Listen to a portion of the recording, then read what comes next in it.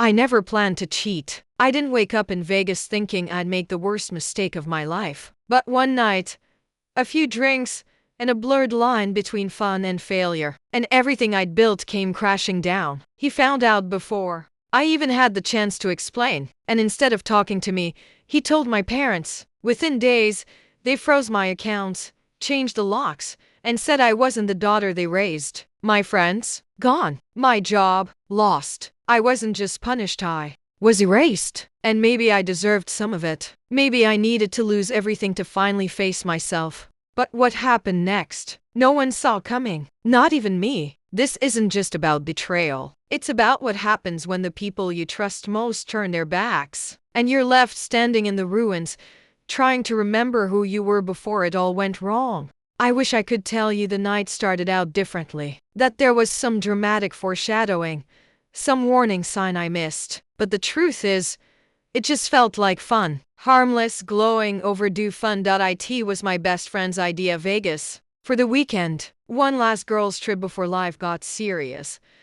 I was newly engaged, job hunting, and still riding the high of saying yes to the guy I thought I'd spend forever with. So when Emma said she booked the suite, picked the clubs, and ordered matching dresses for us, I said, screw it. Let's go all in. We landed Friday afternoon. By dinner, we were already on our second round of margaritas. I remember thinking, this is exactly what I needed. A little space before I dove headfirst into adult life. The first night was a blur. Laughter, music, too many selfies, and neon lights that never dimmed. But it was the second night that changed everything. We hit a club off the strip. It wasn't even on the itinerary. Emma's friend said it was more local, less touristy. That's where we met them. Two guys, tall, charming, familiar in that Vegas kind of way, just interesting enough to talk to, but not important enough to remember their names.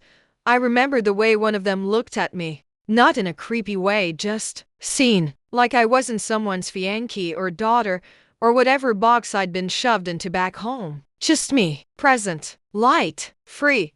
We danced, we drank. At some point I lost Emma and the rest of the girls. Then, I lost track of time. Then I lost my judgment. I wish I could explain what happened next with more clarity, but I can't. That's the thing about nights like this. They don't feel like moments. They feel like flashes. 1 second you're laughing. The next, you wake up in a hotel room you don't recognize with a headache that feels like punishment and a sinking feeling you can't shake. There were two guys, not one. I don't even know how that happened, or why. I remember sitting on the edge of the bed, staring at my reflection in the bathroom mirror. I looked like me, but also not. Like someone else had worn my face that night and handed it back in pieces by morning.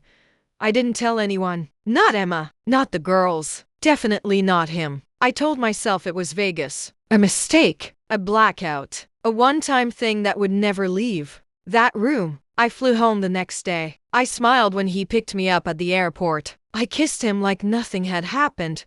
But I couldn't stop thinking about it. Not because of guilt, though that came in waves, but because something about it didn't feel like me. I wasn't the kind of person who did things like this. Or at least, I didn't used to be. I kept trying to convince myself I was okay. That secrets don't matter if they don't hurt anyone. That I could bury it deep enough and walk away untouched. But deep down, I think I knew. That kind of damage doesn't stay buried. Not for long. And I was right. Because a week later, everything exploded. And not because I confessed. He found out. But not from me. And the person who told him was the last person I ever expected to turn on me. The funny thing is, I actually thought I got away with it. I came back from Vegas, smiled through dinner with his parents, picked up the wedding brochure his mom left on our kitchen table. I even found myself talking about floral arrangements. Like I hadn't completely shattered the idea of who I was just days before. Everything felt normal. Too normal.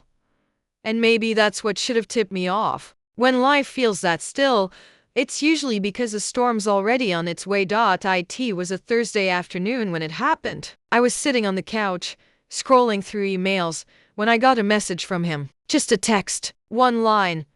He wrote, "Want to tell me what really happened in Vegas?" My whole body froze. I stared at the screen for what felt like hours, trying to convince myself he meant something else. That it was a joke. That maybe he was just feeling insecure and fishing for attention. But no, that tone, calm, measured, direct, was the one he used when he already knew the answer and was just giving me a chance to lie again. I typed, deleted, typed again. Finally, I just sent. "What are you talking about?" He didn't respond right away. 10 minutes passed. Then 15. I paced the living room, heart racing, thoughts spiraling. And then, my phone buzzed again. This time, it wasn't a message. It was a photo. Me. In Vegas, outside that club, laughing with one of the guys, his arm around me. I looked, happy, careless, gone. Underneath the photo, just one sentence. "My cousin lives in Vegas. He saw you, said you weren't alone." My stomach dropped. I couldn't breathe. I sat down hard, phone shaking in my hand. His cousin. I didn't even know he had a cousin in Vegas. And then, the real panic hit. Did he know everything, or just enough? I called him. He didn't answer. I called again. Voicemail. Then another message. "Don't bother calling. I'm with your dad." And that was the moment when I realized the ground under me wasn't just cracking. It had already collapsed, because my parents, especially my dad, loved him, trusted him, thought he was the best thing that ever happened to their daughter. And now he was telling them this. I called my mom. She picked up on the first ring. Her voice was quiet, too quiet. "Do you have any idea what you've done?" That was all she said. I tried to explain, or at least, I tried to start. "Mom, I wasn't myself," but she cut me off. "No, don't insult us with excuses. He told us everything. And honestly, I believe him." And then, the words that would echo in my head for the rest of the week. "We raised you better than this. We don't even know who you are anymore." She hung up, and I just sat there, in my own apartment, surrounded by framed engagement photos and half-packed wedding gifts, knowing none of it was real anymore. He didn't come home that night, or the next. I tried texting, apologizing, begging, but he never replied.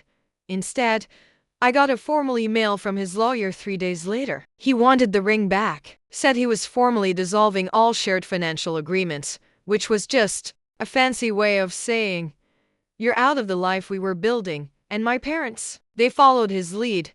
My dad texted me a link to an apartment listing, said he was pulling back his financial support and I'd need to figure things out like an adult. And the thing that hit hardest wasn't the money or the silence. It was the fact that when everything crumbled, no one asked if I was okay. They just walked away, like my worst mistake had erased everything else I ever was to them. So yeah, that text changed everything.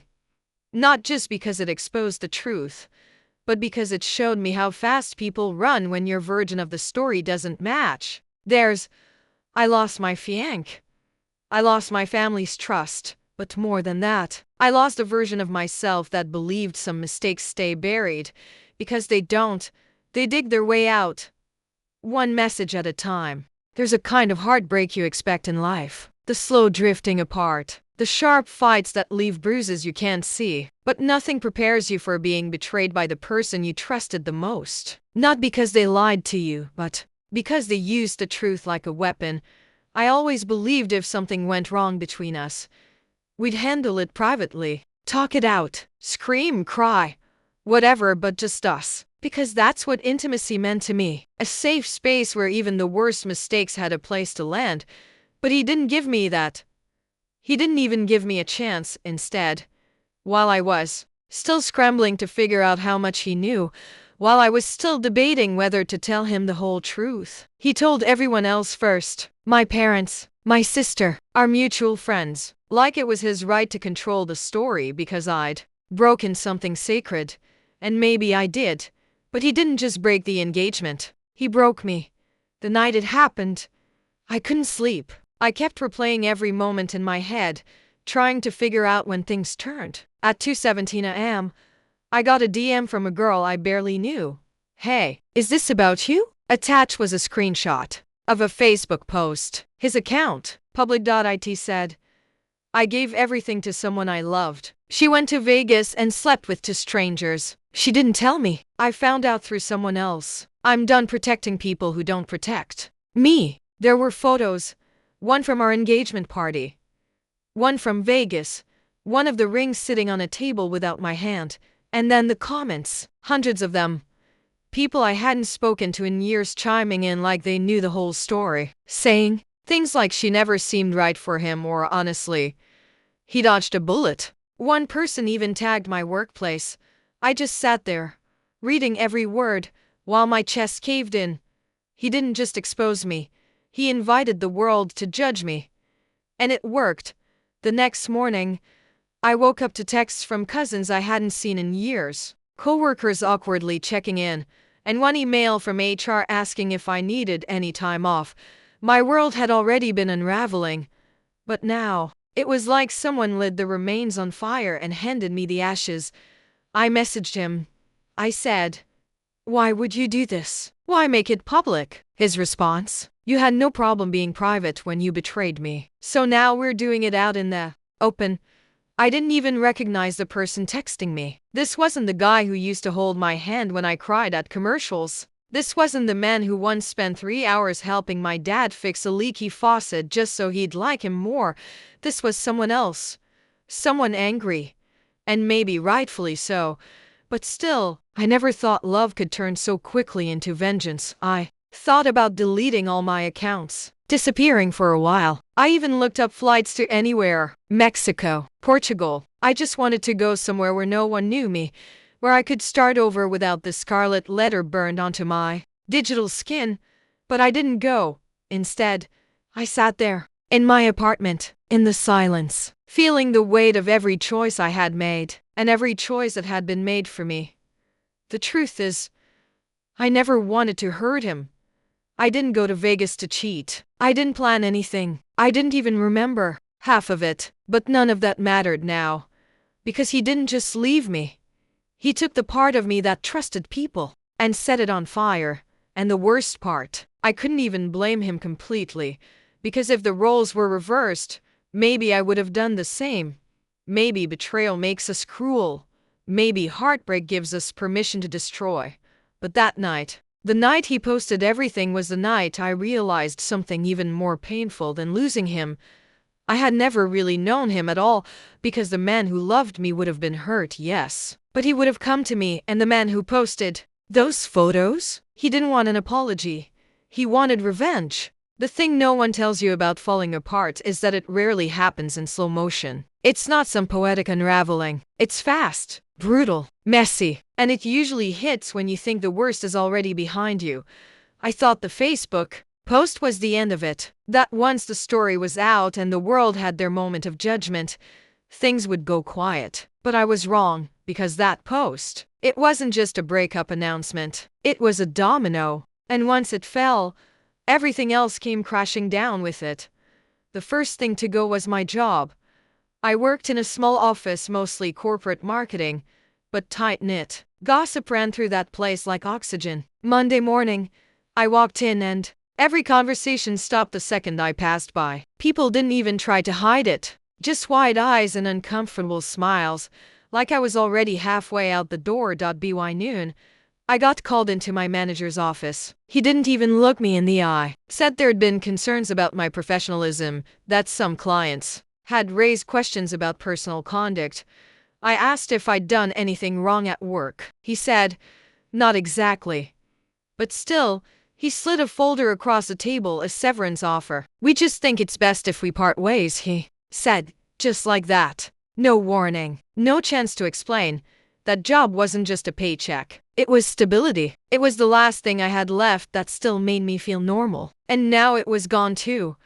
I went home and sat in the kitchen staring at the eviction notice taped to the counter. I forgot to mention the apartment was in his name. After the breakup, he gave me 30 days to move out. But I was so consumed with damage control, I didn't pack a single box. And now the clock was almost up.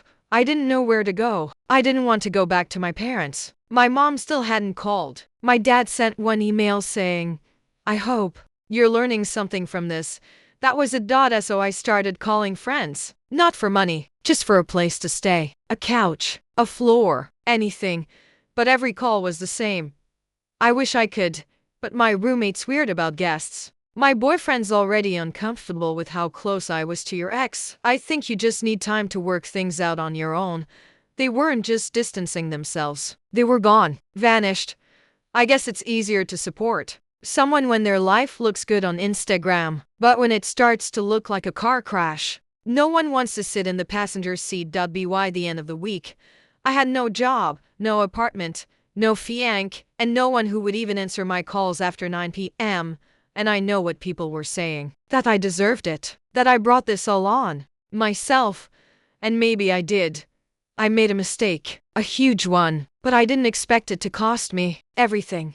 One night, I just broke down, sitting on the floor of my almost empty living room, surrounded by half-packed boxes and unopened mail. I was too tired to cry, too numb to panic, and in that silence, I asked myself something I hadn't asked all month. Who am I now? Not the girl getting married, not the woman climbing the ladder at work, not the daughter her parents bragged about at dinner parties, just me, alone, stripped of the titles and the masks. It was the scariest and most honest moment of my life, because when you lose everything, you finally get to see what you were leaning on just to stay standing. I didn't like what I saw, but maybe that was the point. Maybe the collapse wasn't punishment. Maybe it was a reset.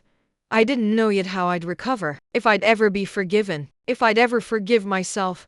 But in that quiet moment, I realized something no one could take from me anymore. The truth, and the power to rebuild on my own terms. There's a moment after everything falls apart when the world goes quiet. Not peaceful quiet, more like the silence after a bomb has gone off. You're still alive, but nothing feels real anymore. That's where I was, sitting in that silence, with the shame, the regret, the loneliness. And for a while, I stayed there because I didn't know what else to do. But slowly, I started listening to the quiet, and I heard something I hadn't heard in a long time. Myself. Not the version of me people expected. Not the fiancée. Not the girl who always smiled through everything. Just me, the person underneath all the roles I used to play. And honestly, I didn't like what I found at first. I had been chasing so many things to prove I was worth loving. A ring, a career, the perfect image. But when it all vanished, I realized how little I actually knew about myself outside of what others wanted from me. The hardest part wasn't losing everyone else. It was realizing I had abandoned myself long before Vegas ever happened. The mistake I made that night. Yeah, it was reckless. It was wrong. But it didn't happen in isolation. It came from a place I hadn't dared to look at, a place filled with years of unresolved hurt, buried fears, and this constant need to please everyone but myself. And when I finally stopped running, I had no choice but to face that.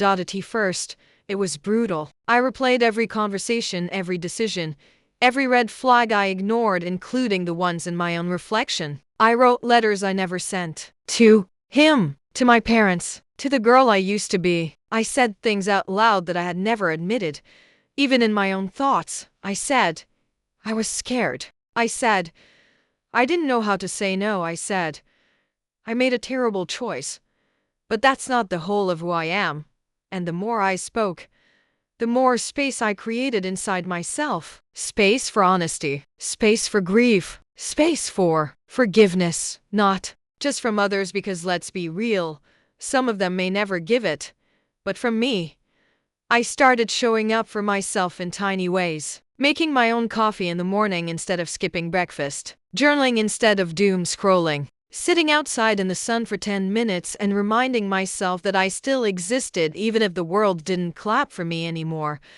I found a part-time job at a bookstore. Nothing fancy, no benefits. But it felt good to earn something again. To rebuild without pretending. I made one new friend there, Claire. She didn't know my past. She didn't care. We just talked about books and life. And for the first time in months, I laughed without feeling guilty. I called my mom. She didn't say much. Just, you sound different. I said, I am.